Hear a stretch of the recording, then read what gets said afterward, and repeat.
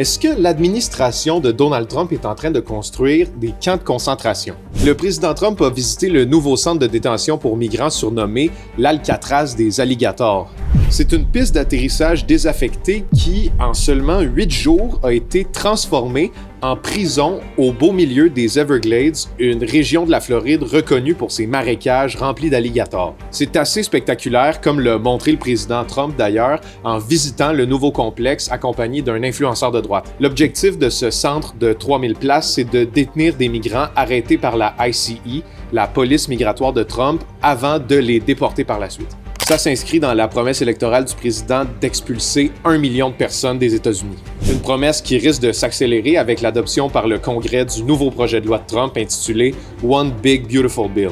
Ce projet de loi va augmenter le financement de la ICE de 75 milliards de dollars, dont 45 milliards seront consacrés à la détention de migrants. De plus en plus d'observateurs et d'experts s'inquiètent de voir cette détention systématique des migrants. L'ancienne journaliste et auteure Andrea Pitzer, qui a écrit un livre acclamé sur l'histoire des camps de concentration lors de la Seconde Guerre mondiale, a elle-même décrié que l'Alcatraz des alligators s'apparentait à un camp de concentration.